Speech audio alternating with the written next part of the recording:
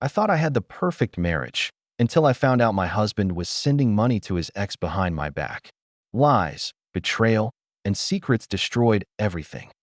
For years, I believed I was living in a strong and honest marriage.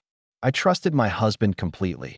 He was my rock, my partner, the man who promised me loyalty and love. But sometimes, the most painful betrayals are not the ones you can see immediately. They are the ones that hide in the shadows, slowly growing, until the truth finally explodes in your face. And when I discovered what my husband had been doing behind my back, my entire world shattered in a single night. This is the story of how the man I trusted the most betrayed me in the worst possible way by secretly supporting his ex-girlfriend for years, all while looking me straight in the eyes and swearing he loved only me. At first, there were no obvious red flags. We had what most people would call a normal marriage. Sure, we argued sometimes, but nothing unusual. Bills were paid, routines were followed, and we even had little traditions that made me feel secure. Every Friday night, for example, we'd order takeout and watch a movie together. Every Sunday, he'd make breakfast in bed for me, insisting it was his way of showing love. I thought this was the kind of relationship people dream about: safe, predictable, full of small gestures that said, "I love you." But then, little cracks began to appear. I'd notice him being oddly defensive whenever I asked about his bank account or certain expenses. He'd say things like, "Oh, that's just boring stuff. Don't worry about it," and brush me off. At first, I didn't think much of it. After all, he worked hard, and I trusted him completely. Still, my gut began whispering to me something wasn't right. There were times when he'd suddenly close his laptop the moment I walked into the room, or he'd step outside to take phone calls, lowering his voice until I could barely hear him. If I asked who it was, he'd just say, "Work stuff. Nothing important." I told myself not to overthink. I told myself that trust was the foundation of marriage. But what I didn't know then was that the man I loved was already living a double life. And I was about to stumble into the truth in the most painful way imaginable. When Emma finally returned home, her heart was still racing. She couldn't shake the feeling of that moment. The look in Mark's eyes when he laughed at her suggestion, the way his voice had dropped just enough to make her question everything. She placed her bag on the table, sat on the couch, and buried her face in her hands. Am I crazy? Am I just imagining things? She thought. The silence of her apartment pressed in on her, making her thoughts louder. She grabbed her phone and instinctively opened their chat. Their messages had always been a lifeline, sweet, playful, filled with inside jokes only they understood. But scrolling through now, she noticed something unsettling. His replies had been getting shorter. Where he once sent long, enthusiastic paragraphs, now she saw quick one-liners, sometimes just emojis. Emma stared at the screen, her thumb hovering over the keyboard. She wanted to ask him outright, "Are you pulling away from me? Do you even care anymore?" But the words felt too heavy, too desperate. Instead, she typed, "Made it home. Still thinking about what you said earlier." The typing bubbles appeared, then disappeared, reappeared, disappeared again. Finally, his reply came, "Don't overthink it." I didn't mean anything. That stung more than she expected. Don't overthink it. It was the same phrase he'd used months ago when he forgot their anniversary dinner, when he canceled plans at the last minute, when he brushed off her concerns about a coworker he'd gotten a little too friendly with. Every time, Emma had swallowed her doubts and told herself not to be paranoid. But now the words felt like a slap. She tossed the phone aside and walked to the window. The city lights flickered in the distance, but all she could see was her reflection, tired, anxious, searching for answers. Is this what love is supposed to feel like? Constantly doubting, constantly questioning if I matter? That night, Emma barely slept. She replayed every detail of their conversation, analyzing his tone, his body language, even the pauses between his words. By morning, she had convinced herself of two things. One, she wasn't imagining it. Something was definitely changing between them. And two, she needed to know the truth, no matter how painful it might be. The next day, when Mark texted her casually about grabbing coffee later, she forced herself to agree. But deep inside, she knew this wouldn't just be another coffee date. This was going to be the moment where she demanded clarity. Emma arrived at the little cafe earlier than usual. She chose the corner table by the window, the one where they had shared so many long conversations before. She remembered how Mark once traced little hearts on the napkin while telling her about his childhood, how he had looked at her as if she were the only person in the world. That memory only deepened the ache in her chest. She ordered a latte but barely touched it. Her hands kept wrapping and unwrapping around the warm cup, more for comfort than taste. Every time the bell above the cafe door jingled, her heart leapt, until finally, Mark walked in. He looked the same as always, casually dressed, confident, with that easy smile that had once made her feel safe. But now, Emma noticed the little things, the way he glanced around the cafe before meeting her eyes, the way his smile didn't quite reach his face. "Hey, you," he said, sliding into the chair across from her. "Hey." Her voice was softer than she intended. She tried to hold his gaze, but he quickly reached for the menu, pretending to study it, though he almost always ordered the same thing. Silence stretched between them. The clinking of cups, the low hum of other conversations filled the space that used to belong to their laughter. Emma finally broke it. "Mark," she said carefully, "we need to talk." He looked up, wary. "About what?" "You know what," she replied. "Last night. What you said. The way you said it." He leaned back in his chair, exhaling loudly. "Emma, are we really doing this? I told you. I didn't mean anything by it. You're reading too much into everything again." Her chest tightened. "That's just it. Every time I bring something up, you tell me I'm overthinking or being too sensitive. But I can't shake the feeling that something's changed between us. That you've changed." For a moment, his expression softened, almost guilty. But then he shook his head. "Nothing's changed. You're imagining things. You know how you get when you spiral." Emma's voice cracked slightly as she leaned forward. "Then tell me why you've been distant. Why you don't message me the way you used to. Why you laugh when I bring up the future instead of actually talking about it." Mark rubbed his forehead, avoiding her eyes. I've had a lot on my mind. Work, family, everything. I don't know why you always make it about us."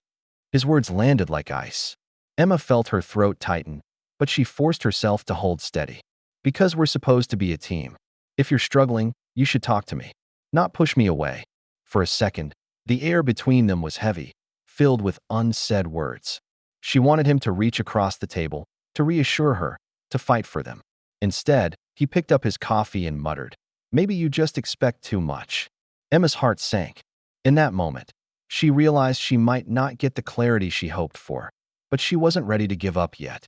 Not without fighting for answers. That Emma's chest was burning. His words, "Maybe you just expect too much," echoed in her head like an accusation.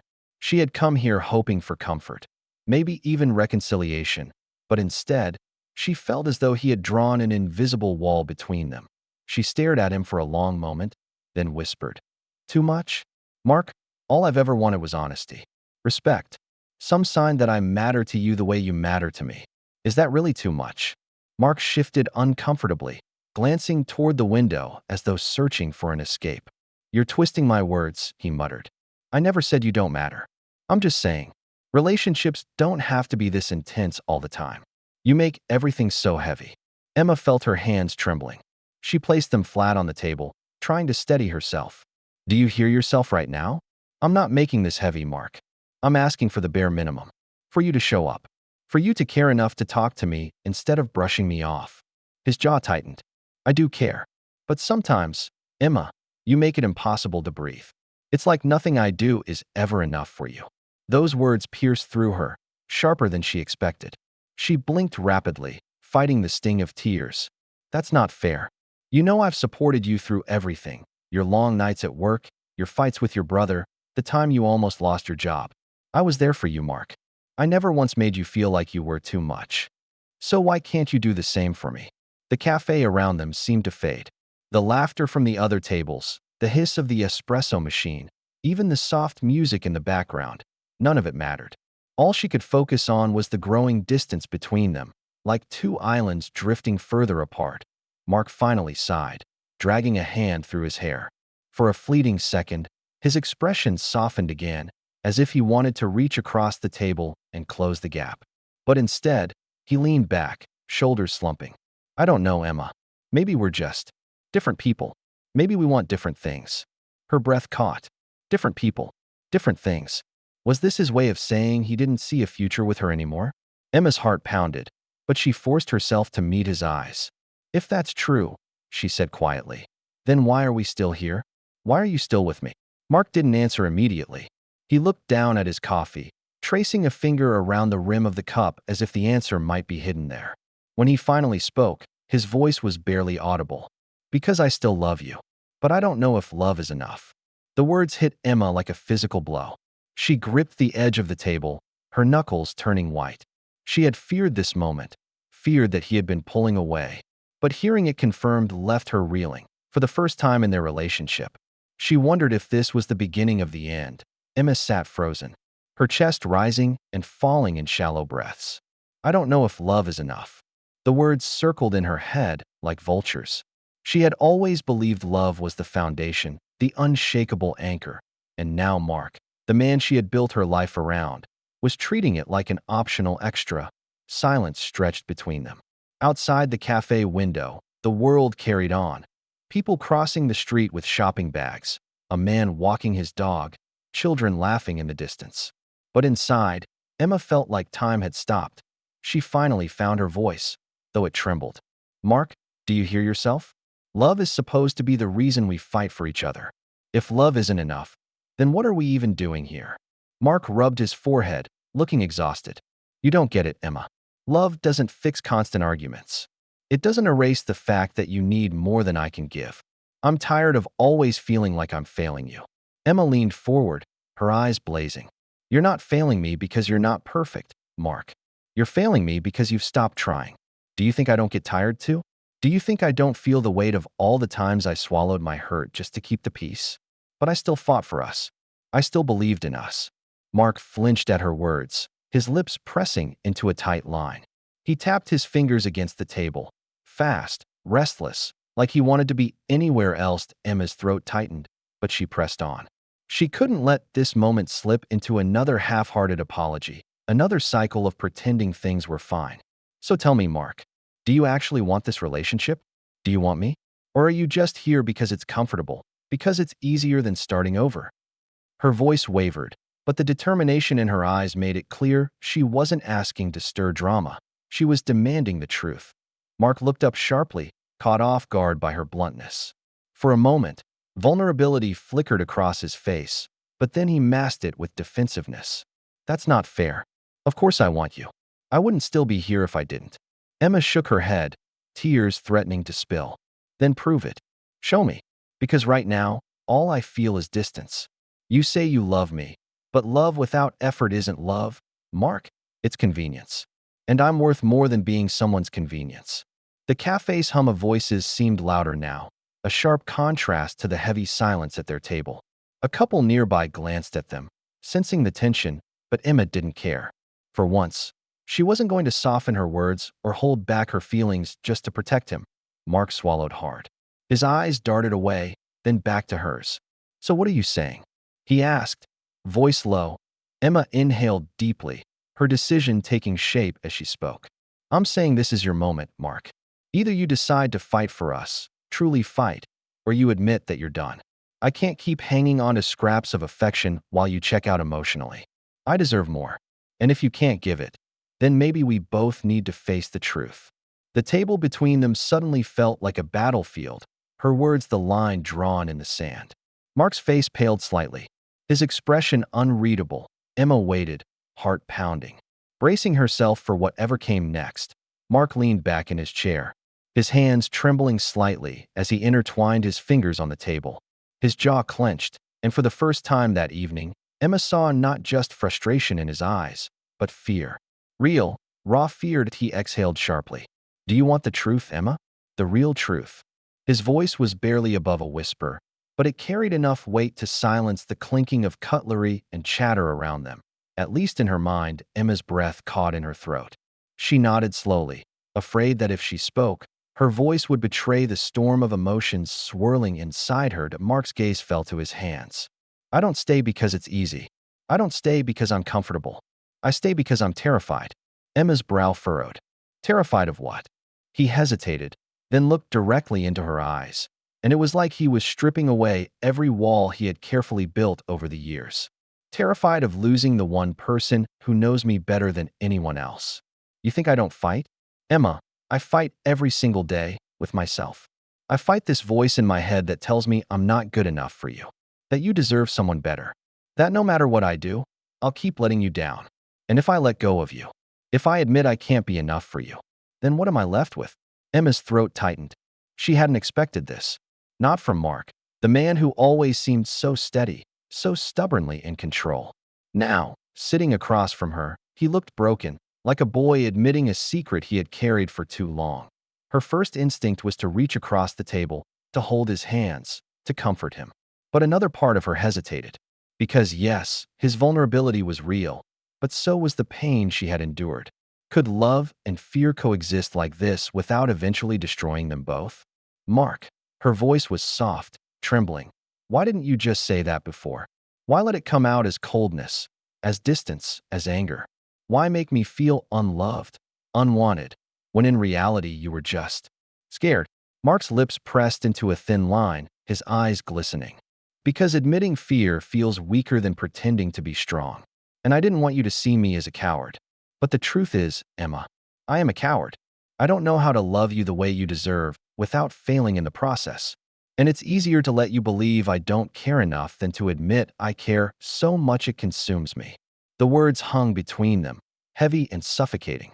Emma felt her heart pounding in her chest, tears stinging her eyes.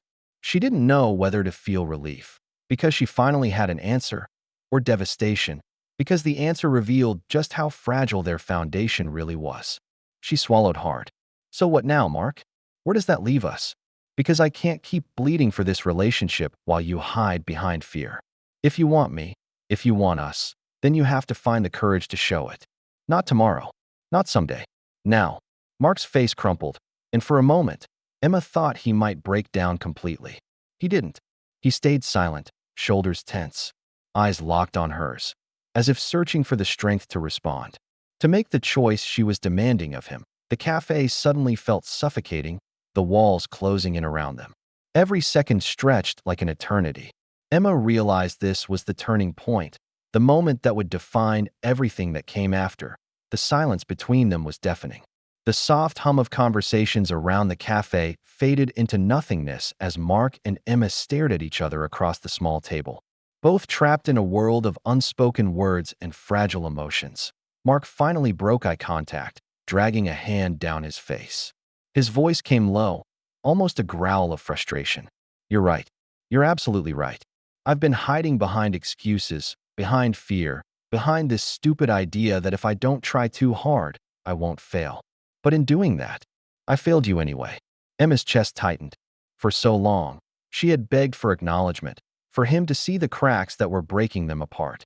And now, hearing him admit it felt like water to someone who had been dying of thirst. Yet, it was also terrifying, because admitting wasn't enough. She needed more. Mark, she said carefully, her voice shaking but steady enough to cut through the air. Words are easy. Apologies are easy. Promises are easy. But I've lived through your words before, and they kept breaking me. I don't need you to tell me you're sorry. I need to know if you're willing to fight for me. For us, even when it's uncomfortable, even when it's terrifying. Mark's eyes softened. His fingers tapped nervously against the table, betraying the storm inside him. He leaned forward, voice trembling with raw honesty. Emma, I don't know if I know how to fight the way you need me to, but I know I can't lose you. I know that if you walk out of this cafe right now, it'll be the biggest regret of my life. You're not just my girlfriend. You're the one person who makes me believe I can be better. And without you, I don't even want to try anymore. Emma felt tears sliding down her cheeks before she even realized she was crying. His words cut deep, pulling at her heart in ways she both longed for and feared. She searched his face for sincerity, for proof that this wasn't just another desperate plea, another temporary burst of emotion. Then show me, she whispered, her voice breaking. Show me that I'm not wasting my time. Show me that I'm not fighting alone. Mark reached across the table and took her hands in his, firmly, as if he were anchoring himself to her. His grip was warm, trembling, but steady enough to say he wasn't letting go this time. You won't be alone anymore, he said with finality, his eyes locked on hers. If it means therapy, I'll go. If it means tearing down my pride, I'll do it. If it means learning to love you in the way you need, I'll start today. No more hiding, No more excuses. Just us.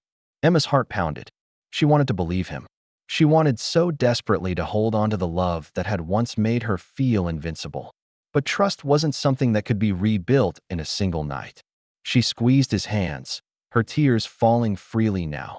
"This is your last chance, Mark," she said, her voice trembling but resolute. "If you let me down again, if you retreat back into silence and fear, I won't be here to save us anymore.